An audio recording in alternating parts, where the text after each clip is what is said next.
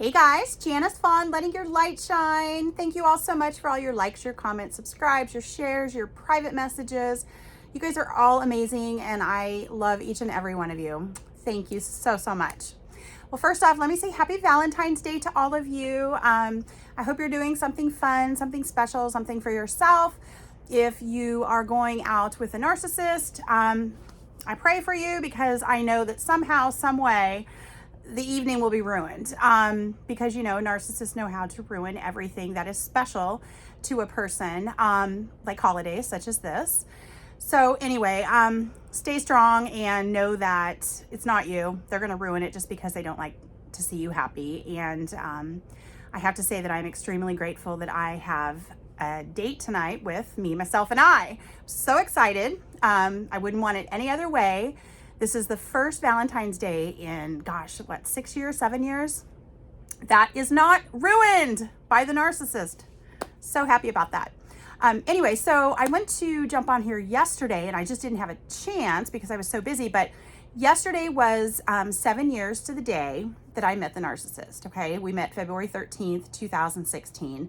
Should have ran like hell that day and did not for whatever reason. So I do recall that he was just so charming. He was so kind. He was so caring. And he acted like I just was the best person on the planet that he'd ever met. And oh my gosh, it's just like, this is great. And the compliments were over the top. And I thought, oh my gosh, a man who really cares.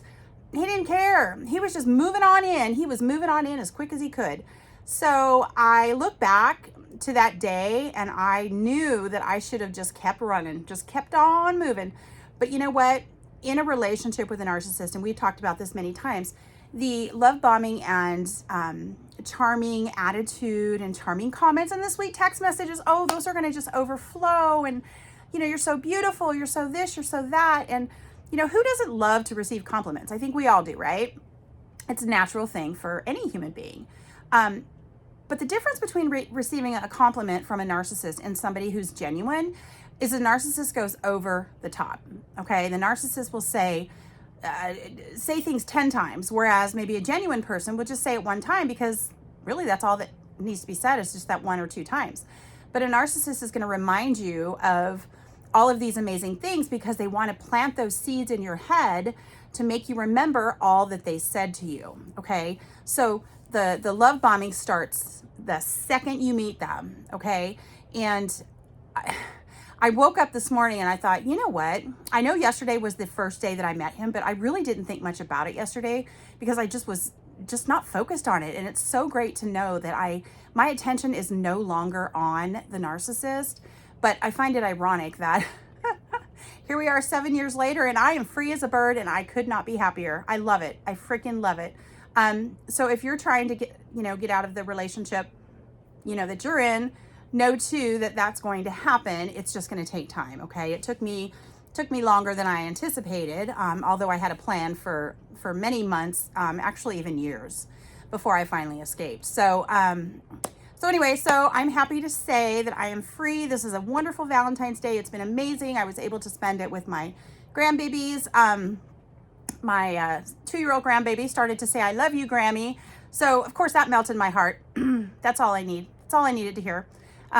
So anyway, so I got to spend time with them. And tonight it's just me, myself, and I can't wait to just have a nice, relaxing evening. This is something that I just never got a chance to do. As you know, with a narcissist, you don't have any peace and quiet time. You don't have, any time for yourself to decompress because they're going to be in your face. They're never going to shut up. They're going to, interrupt your conversations. God forbid you get on a phone call with a friend.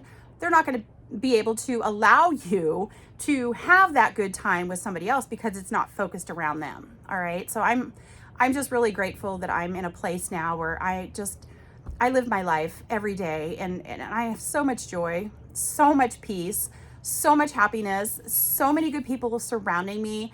I wake up in the best mood ever and I am so grateful. So just know, hopefully, that me telling you all this can help you understand that it does get better, but getting there is tough as hell. And you're going to look back one day and realize how strong you really are. Okay. So just remember what I keep saying, take baby steps, go through the motions a little bit at a time, because you know what? It's not about the, it's not about the jump to, the end result. It's about the journey along the way, because you do have to, gain some inner strength so that you don't go back to people like this, because narcissists can target innocent people that are empaths, people that are, kind and loving and giving. I mean, they will spot us. I mean, I swear to God, I had something on my forehead that says, pick me. I had to have, because I don't get how the manipulation got through, but they're so good at it that it gets through. All right. So just keep that in mind.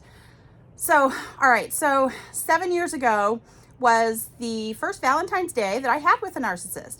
And of course, the love bombing, the flowers, I think he got me, one thing of flowers or two, I don't recall. I think one might've been from my daughter, and then a couple of candles. And, of course I'm very gracious for all that, but I'm like, my God, that's a little over the top. I mean, I just met you yesterday. Like, we just had dinner. And by the way, I paid for my own dinner because you were too cheap to take care of my tab, which probably was less than $25. That was a first red flag. Okay. So I ignored that. Some narcissists love to shower you with money. Mine was the opposite. He liked to take money. Okay. He didn't want to pay for anything. If he did, he wanted to make sure it was my debit card, not his. Why? Because he didn't have a job. Remember? Golly, I keep telling you that. He had a job when I met him, but so it was probably February, 25th of 2016. So that short of a time frame from when we met to when he quit his job. That was it. Never worked again. Side jobs here and there, driving a car, whatever. But I'm talking a consistent paycheck Monday through Friday, 8 to 5 or 9 to 6 or whatever, a 40-hour work week like most people will work. That never happened again. So the red flags came so quickly. And ironically, I'm wearing red. Well, of course I am. It's Valentine's Day, but how appropriate. The red flags, right? So be very aware by their motions, their actions, what they're saying, what they're texting you, what they're emailing you. It's great. And I do believe 100% in love at first sight. I do believe that two souls can connect like that really quickly. It just wasn't me and him. Okay. It wasn't me and the narcissist. I thought it might've been, but looking back now, there's no way it was. Okay. So I'm not saying that you can't meet somebody and fall in love. I'm just saying with a narcissist, they're going to be over the top and they're going to love bomb you and say so many things to you that's going to get your mind thinking. All right. And I had not dated for a while prior to meeting him. So of course, the attention, the charmingness and all of that was just great. It was amazing.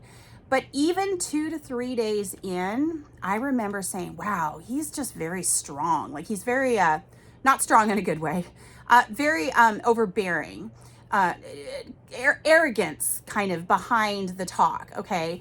In fact, I remember one time it was, a week into our relationship, I was around a friend and he called me and I look at the phone and I look at my friend and I went, I don't know if I can date this guy because he is just loud. He is rude. He is obnoxious and he just doesn't shut the fuck up. I mean, the man is just da da da da da da da. And you can't sit there and talk to anybody like that. And I should have seen all of these red flags, but I didn't see them. Don't beat yourself up if you're not recognizing the red flags right away, okay? This is how good the narcissists are. They are master, and I mean freaking master manipulators, okay? They're going to want to know every little detail about you. They're going to want to know everything about your past relationship, everything. The relationship before that and the relationship before that, because why? They're going to turn it around against you in the future. And about a week into our relationship, I remember sitting on the couch and he was asking me all these questions, about past relationships. And, at first I was thinking, wow, he really cares what I've been through. I've been through some crappy stuff like we all have. But I made it through.